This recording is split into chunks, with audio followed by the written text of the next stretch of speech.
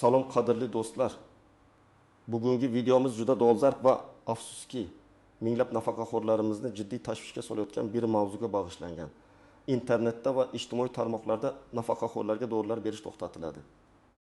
Ommaviy shikoyatlar, yashirin buyruq degan xabarlar juda tez tarqalib, ko'plab savollar, vahma va tushunmovchiliklarni keltirib chiqarmoqda.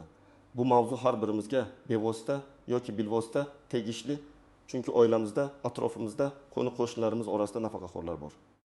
Ularning sog'lig'i va turmush tarzi biz uchun muhim. Shuning uchun iltimos bu videoni oxirigacha diqqat bilan tomosha qiling, toki barcha savollaringizga aniq va ishonchli javob olasiz. Hozirdayoq kanalimizga obuna bo'lib, like tugmasini bosib qo'yishni unutmang, toki bu nihoyatda muhim va hayotiy ma'lumot boshqa ko'plab insonlarga ham yetib borsin va ularning xavotirlariga barham bersin. Keling, avvalo muammoning ildiziga yetib boraylik. Oldin qanday edi va hozir nima o'zgardi? Davlatimizda uzoq yillardan buyon muayyan kasalliklarga chalingan yoki imtiyozli toifadagi nafaqaxo'rlar bepul yoki sezilarli chegirmali dori-darmonlar bilan ta'minlanar edi. Bu davlat tomonidan kafolatlangan muhim ijtimoiy qo'llab-quvvatlash mexanizmi bo'lib, ayniqsa surunkali kasalliklarga chalingan. Doimiy ravishda qimmat dorilarni qabul qilishi shart bo'lgan keksa yoshdagi fuqarolarimiz uchun katta yordam edi. Ularning o'z salomatliklari uchun zarur bo'lgan dorilarni bemalol, ortiqcha tashvishlarsiz olishlari ta'minlangan edi. Har bir poliklinikada imtiyozli ro'yxatdagi bemorlar uchun maxsus jurnal yuritilib, ularga dorilar belgilangan muddatlarda tarqatilardi. Bu tizim juda ko'pchilikning sog'lig'ini saqlashda muhim rol o'ynagan. So'nggi paytlarda qabul qilingan ba'zi qarorlar yoki yangiliklar ko'pchilik buni yashirin buyruq deb atamoqda.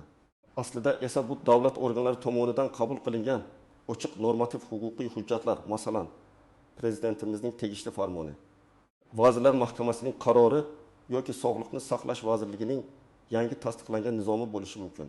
Bu tartibga ba'zi o'zgartirishlar kiritdi. Asosiy o'zgarish shundan iboratki, endilikda dori-darmonlarni berish tartibiga yanada aniqlik kiritildi. Ularni olish shartlari qayta ko'rib chiqildi yoki imtiyozli dorilar ro'yxati yangilandi. Shuni ochiq aytish kerakki, hech kimga dori berish butunlay to'xtatilmaydi. Bunday gaplar asossiz vahimaga sabab bo'ladi. Biroq, ba'zi toifadagi nafaqaxo'rlar uchun dorilarni olish shartlari qattiqlashgan yoki yangi talablar paydo bo'lgan bo'lishi mumkin. Aynan mana shu jihatlar ba'zi nafaqaxo'rlar orasida tushunmovchilik, hafsalasizlik va xavotirga sabab bo'lmoqda.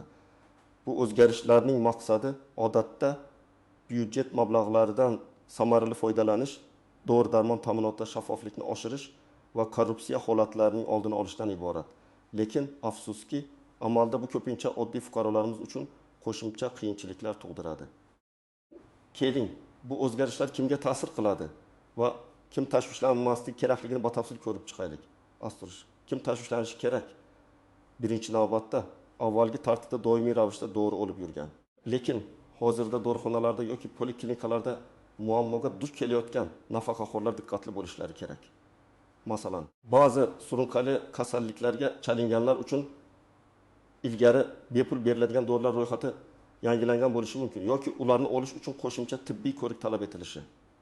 Yoxud kasallikning og'irlik darajasini tasdiqlovchi maxsus komissiya xulosasi so'ralishi mumkin. Bu ayniqsa dorilar narxi yuqori bo'lgan yoki doimiy qabul qilishni talab qiluvchi kasalliklar uchun ahamiyatli. Asterisk. Kim tashvishlanmasligi kerak?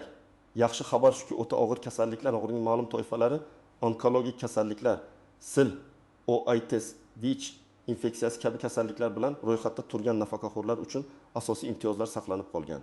Ular uchun doimiy ravishda dori-darmon ta'minoti davlat kafolati ostida bo'lib qoladi. Bu toifadagi fuqarolarimizning dori-darmon bilan ta'minlanishi ustuvor ahamiyatga ega va bu borada qattiq nazorat mavjud. Shuningdek, prezident farmonlarida alohida ko'rsatilgan boshqa imtiyozli toifalar, masalan, urush qatnashchilari va nogironlar uchun ham bu kabi ta'minot to'liq saqlanib qolgan. Endi esa real hayotiy misollar orqali vaziyatni yanada aniqlashtirib olamiz. Bu misollar sizga duch kelishingiz mumkin bo'lgan holatlar va ularning sabablarini tushunishga yordam beradi. Kasallik ro'yxatining va dori-darmon assortimentining o'zgarishi. Toshkent shahrida yashovchi 20 yoshli xola Dilbarni tasavvur qilaylik. U uzoq yillardan beri qandli diabetning 2 tipi bilan kasallangan va har oy davlat tomonidan bepul beriladigan insulin va har oy davlat tomonidan bepul beriladigan insulin va qon bosimini tushiruvchi dorilarni, masalan, metformin va enab ta'minlanib kelgan.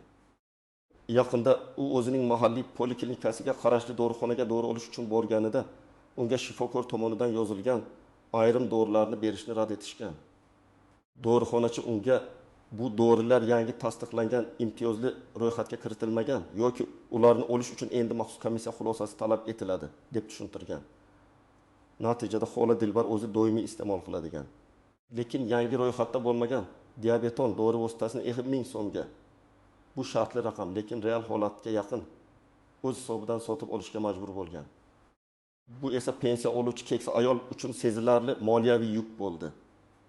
Bunday holatning sababi ehtimol dorilarning samaradorligini qayta baholash, xalqaro tajribalarni inobatga olgan holda ro'yxatga o'zgartirish kiritish yoki bo'lmasa, bozorda arzonroq va shu bilan birga samaraliroq analog dorilar paydo bo'lgani tufayli byudjet mablag'larini tejash maqsadida amalga oshirilgan bo'lishi mumkin. Ammo bu haqida aholi, ayniqsa nafaqaxo'rlar, yetarlicha va tushunarli tarzda xabardor qilinmagani katta tushunmovchiliklarga olib keladi. Asterisk. Misol 2. Tibbiy hujjatlar va komissiya xulosalari talabining kuchayishi. Qashqadaryo viloyatining bir tumanida yashovchi 65 yoshli bobo Sobirni misol qilamiz. U yurak ishemik kasalligi va gipertoniya bilan dispanser nazoratda turadi. Bobo har 3 oyda kerakli dori-darmonlarni, masalan, kardiomagnal, prestan va amlodipin o'zining mahalliy poliklinikasi orqali bepul olardi. Endilikda undan kasalligining og'irlik darajasini tasdiqlovchi yangi tibbiy xulosa so'rashgan. Ya'ni ilgari oddiygina shifokorning yozma ko'rsatmasi kifoya qilgan bo'lsa, endi u maxsus tibbiy ijtimoiy ekspert komissiyasi temik xulosasini yoki shunga o'xshash yuqori darajadagi tibbiy komissiya tekshiruvidan o'tishni talab qiladigan hujjatni taqdim etishi shart bo'lgan. Bu esa bobo Sobirni yana bir bor shifokorlar ko'rigidan o'tib, navbat kutishga, turli tekshiruvlardan o'tishga majbur qilgan. Keksaygan yoshida bu kabi ovoragarchiliklar uning sog'lig'i uchun ham, ruhiy holati uchun ham qo'shimcha stress bo'ladi. Avval bunday qattiq talablar yo'q edi. Bunday o'zgarishlarning sababi ko'pincha tizimda suiiste'molliklarning oldini olish, ya'ni haqiqatda muhtoj bo'lmagan shaxslarning imtiyozlaridan foydalanishiga chek qo'yish va dorilarni haqiqatdan ham og'ir ahvoldagi bemorlarga yetkazishni ta'minlashdir. Lekin afsuski bu jarayon halol nafaqaxo'rlarimiz uchun murakkablik tug'dirmoqda. Misol 3. Ba'zi dorilarning faqat statsionar sharoitda berilishi.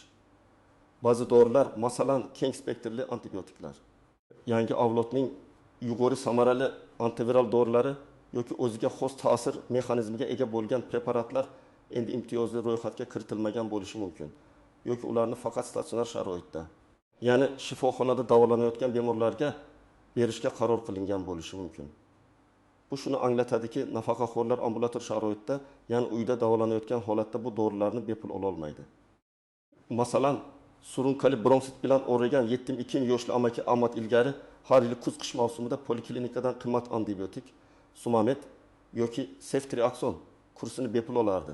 Endi esa unga shifokor faqat oddiyroq, arzonroq antibiotiklarni yozib berishi mumkin yoki aynan o'sha samaraliroq antibiotikni o'z hisobidan sotib olishni tavsiya qilishi mumkin. Bu esa amaki Ahmadning kasalligini to'liq davolashda muammolar keltirib chiqarishi, kasallikning surunkali tus olishiga yoki asoratlanishiga olib kelishi mumkin.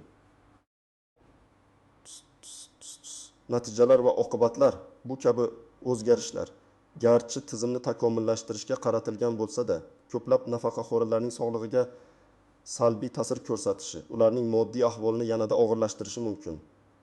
Ko'pchilik pensiyaning kamligi sababli dorilarni o'z hisobidan sotib olishga qurbi yetmaydi. Natijada ular dorilarni qabul qilishni to'xtatishga majbur bo'ladi. Bu esa ularning sog'lig'iga jiddiy zarar yetkazadi.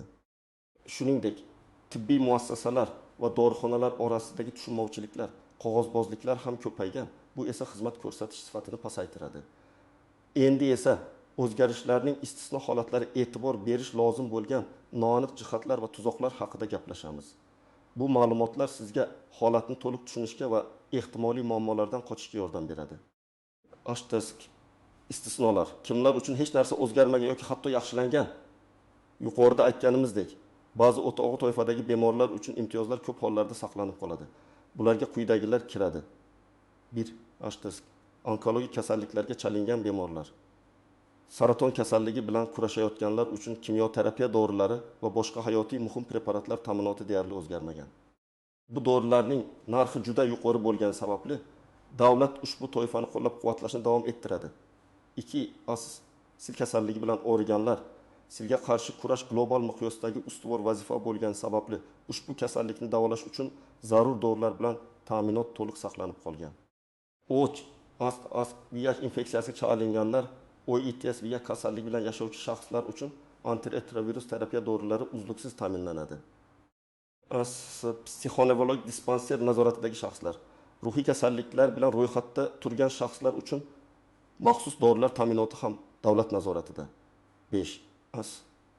Urush qatnashchilari va nogironlari vatan himoyasi yo'lida jon fido qilgan, urushlarda ishtirok etgan faxriylarimiz va ularning nogironlari uchun imtiyozlar qat'iy saqlanib qolgan va ular eng yuqori darajada qo'llab-quvvatlanadi. Shuningdek, ba'zi yangi hayotiy muhim va yuqori samarali dorilar ro'yxatga kiritilgan bo'lishi mumkin.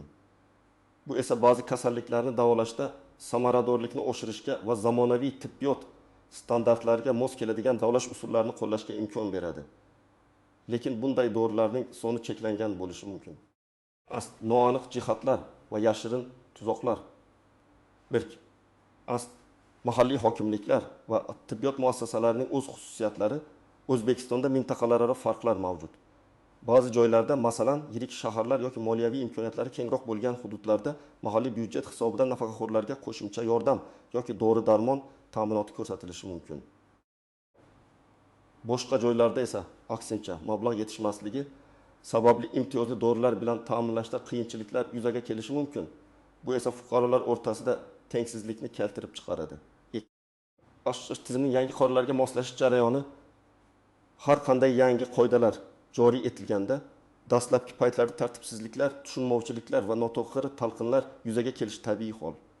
Bu jarayon vaqt talab qiladi va uni tartibga solish uchun qo'shimcha tushuntirish ishlari zarur bo'ladi.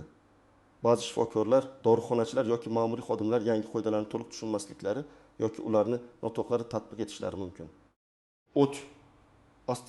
Shifokorlarning malakasi va xabardorligi. Eng muhim noaniq jihatlardan biri bu shifokorlarning yangi to'liq ma'lumotga egaligi va ularni to'g'ri qo'llay olishidir. Ba'zi shifokorlar yangi buyruqlar va ro'yxatlar haqida yetarlicha xabardor bo'lmasligi yoki ularni noto'g'ri talqin qilishi mumkin. Bu esa nafaqaxo'rlarning qonuniy huquqlari buzilishiga, ularga dori yozib berishda asossiz rad javoblar berilishiga olib kelishi mumkin. Shuning uchun shifokorlardan aniq va ishonchli ma'lumot olishga harakat qiling. 4. Dorixonalardagi vaziyat. Ba'zan imtiyozli dorilar ro'yxatida bo'lgan preparatlar dorixonalarda mavjud bo'lmasligi yoki dorixona xodimlari turli bahonalar bilan ularni berishdan bosh tortishi mumkin.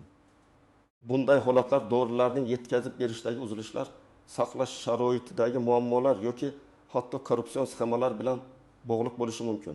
Tuzoqlar, pitfalls. Hujjatlarni noto'g'ri rasmiylashtirish yoki yetishmovchiligi. Ko'pincha nafaqaxo'rlar o'zlarining tibbiy xulosalari, kasallik tarixi yoki boshqa tasdiqlovchi hujjatlarni to'g'ri rasmiylashtirmaydi yoki ular yangilanmagan bo'ladi. Bu esa dorixonada dori berishni rad etish uchun rasmiy sabab bo'lib xizmat qilishi mumkin. Tibbiy ko'rikdan o'tishda sun'iy to'siqlar. Ba'zi tibbiyot muassasalarida nafaqaxo'rlarga navbat berish, komissiya tekshiruvidan o'tkazishda sun'iy to'siqlar yaratilishi mumkin. Masalan, bugun shifokor yo'q, keyingi oyga yozildingiz kabi gaplar bilan ularni ortga qaytarish hollari kuzatiladi. Dorixonalarda dorilar yo'qligi yoki ularni asossiz rad etish. Yuqorida aytilganidek, dorixonalarda dorilar yo'q deb bahona qilish, aslida ular omborda mavjud bo'lsa-da, qog'ozbozlikdan qochish uchun shunday yo'l tutilishi mumkin. Bunday hollarda dorixonadan yozma rad javobini talab qilish kerak. Axborot yetishmovchiligi eng katta tuzoqlardan biri bu axborot yetishmovchiligi. Ko'pincha nafaqaxo'rlar qanday hujjatlar kerakligi, qanday tartibda dorilar olinishi, qayerga murojaat qilish kerakligi haqida to'liq ma'lumotga ega bo'lmaydi. Bu esa ularning huquqlarini himoya qilishda qiyinchilik tug'diradi. Aziz do'stlar, bu noaniqliklar va tuzoqlardan himoyalanish uchun bilimlarga ega bo'lish va o'z huquqlaringizni talab qilish juda muhim. Shuning uchun sizlarga hozir aniq va amaliy tavsiyalar beraman. Bu tavsiyalar sizga yoki yaqinlaringizga bu jarayonlarda yordam beradi. Amaliy tavsiyalar. Siz nima qilishingiz kerak? Minqadam axborotni aniqlang va aniq ma'lumotlarga ega bo'ling. Birinchi navbatda o'zingiz biriktirilgan poliklinika yoki tibbiyot birlashmasidagi oilaviy shifokoringizga murojaat qiling. Yangi tartiblar haqida, ayniqsa sizning kasalligingiz va imtiyozli toifangiz bo'yicha aniq ma'lumot oling. Sizga tegishli bo'lgan imtiyozlar saqlanib qolganmi? Qanday dorilar ro'yxati siz uchun amal qiladi? Ular sizga o'zgarishlar haqida batafsil tushuntirishlari shart.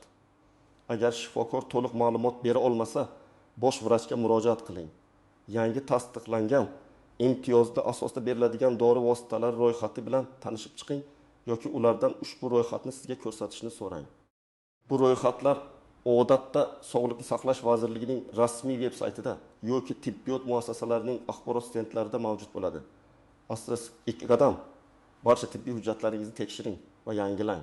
Asterisk, agar sizda surunkali kasallik bo'lsa, barcha tibbiy xulosalar, kasallik tarixi, navbatdagi tibbiy ko'rikdan o'tganingizni tasdiqlovchi hujjatlar, analizlar natijalari joyida va amal qilish muddati o'tmaganiga ishonch hosil qiling. Agar kerak bo'lsa, shifokordan yangi tibbiy xulosa oling yoki navbatdagi tekshiruvdan o'ting. Nogironlik guvohnomasi, pensiya guvohnomasi kabi asosiy hujjatlar doimo yoningizda yoki erishish mumkin bo'lgan joyda bo'lsin. Dorixonalarga borayotganda bu hujjatlarning nusxalarini ham o'zingiz bilan olib yuring. Hujjatlaringizning tartibli bo'lishi har qanday tushunmovchilikni oldini oladi. Asterisk 3 qadam. Shikoyat mexanizmlari va huquqlaringizni himoya qilish yo'llari. Agar sizga imtiyozli asosda dori berishni asossiz ravishda rad etilsa, shunchaki qo'l qovushtirib o'tirmang. Poliklinika bosh vrachiga yozma murojaat qiling. Birinchi navbatda poliklinika bosh vrachiga rasmiy yozma ariza bilan murojaat qiling. Arizangizda vaziyatni batafsil bayon eting. Kim, qachon va qaysi dorini berishni rad etganini aniq ko'rsating. Sizning murojaatingizga yozma javob berishlarini talab qiling. Har qanday yozma murojaatga qo'nunan javob berilishi shart. Ariza 2 nusxada tayyorlanib, bir nusxasini qabul qilganliklari haqida imzo va sana qo'yilgan holda o'zingizda saqlab qoling. Asosiy hududiy sog'liqni saqlash boshqarmasiga murojaat. Agar poliklinika bosh vrachining javobi sizni qoniqtirmasa yoki sizning arizangiz e'tiborsiz qoldirilsa, hududiy, viloyat yoki shahar sog'liqni saqlash boshqarmasiga yozma ravishda yoki elektron shaklda murojaat qiling. Ularning ishonch telefonlari ham mavjud bo'lishi kerak. Asosiy Sog'liqni saqlash vazirligining GAL markazi, ishonch telefoni, eng yuqori instansiya. Bu Sog'liqni saqlash vazirligining ishonch telefoni. Odatda bu begim 3 raqam bo'ladi. Aniqlashtirib oling. Bu raqamga qo'ng'iroq qilib, vaziyatni bayon eting va sizning murojaatingiz ro'yxatdan o'tkazilishini talab qiling. Ularda ham sizning murojaatingizga yozma javob berishlari shart. Asterisk 40 qadam. Mahalliy deputatlarga yoki fuqarolik jamiyati institutlariga murojaat. Ba'zi hollarda mahalliy kengash deputatlari yoki mahalla jamg'armasi kabi fuqarolik institutlari ham sizning muammongizni hal qilishda yordam berishi mumkin. Ular joylarda aholi muammolarini o'rganish va ularni tegishli organlarga yetkazish bilan shug'ullanadilar. Ularning qabuliga yozilib, vaziyatni tushuntiring. Asterisk 5 qadam. Yuqori o'rinlarga murojaat qilish oxirgi chora sifatida. Agar yuqoridagi barcha choralar samara bermasa, O'zbekiston Respublikasi Prezidentining virtual qabulxonasi pm.gov. Uz portali yoki Adliya vazirligining huquqiy maslahat berish xizmatlaridan foydalanish ham oxirgi chora sifatida ko'rib chiqilishi mumkin. Bu organlar fuqarolarning murojaatlarini qabul qilib, ularni tegishli davlat idoralari tomonidan ko'rib chiqilishini ta'minlaydi. Har bir murojaatingizni ro'yxatdan o'tkazishni va unga yozma javob berilishini talab qiling. Qog'ozda iz qoldiring. Bu sizning huquqiy himoyangiz uchun muhim. As'ul qadam, huquqiy savodxonlikni oshirish. Davlat tomonidan qabul qilingan yangi qonunlar, qarorlar va buyruqlarni kuzatib boring. Ommaviy axborot vositalarida, ijtimoiy tarmoqlardagi rasmiy sahifalarda e'lon qilinadigan ma'lumotlarga diqqat qiling. Yangiliklar va o'zgarishlardan xabardor bo'lish sizga o'z huquqlaringizni himoya qilishda katta yordam beradi. Internetdan foydalanish imkoningiz bo'lmasa, farzandlaringiz yoki nabirlaringizdan yordam so'rang. Aziz do'stlar, ko'rib turganingizdek nafaqaxo'rlarga dori berish butunlay to'xtatilgani haqidagi xabarlar asosan tushunmovchilik va ma'lumot yetishmovchiligiga asoslangan. Aslida bu tartibga ba'zi aniqliklar kiritilgan, ba'zi qoidalar kuchaytirilgan. Ammo bu o'zgarishlar ayrim nafaqaxo'rlarimiz uchun jiddiy muammolarni keltirib chiqarishi mumkin. Sizning huquqlaringizni bilish ularni talab qilish va himoya qilish juda muhimdir. Sukut saqlash bilan muammolar hal bo'lmaydi. Aksincha, kattalashadi. Shuning uchun o'z huquqlaringizni biling va ularni qonuniy yo'llar bilan himoya qiling. Agar siz ushbu mavzu bo'yicha qandaydir savollarga duch kelsangiz, o'z shaxsiy tajribangiz bilan bo'lishishni istasangiz, izohlarda yozib qoldiring. Sizning fikrlaringiz va tajribangiz boshqa tomoshabinlar uchun ham foydali bo'lishi mumkin. Bu videoni foydali deb hisoblagan bo'lsangiz, albatta like bosing va kanalimizga obuna bo'ling, toki biz shu kabi muhim va dolzarb mavzularni yoritishda davom etaylik. Sizning qo'llab-quvvatlashingiz biz uchun juda muhim. Sog' bo'ling aziz vatandoshlar.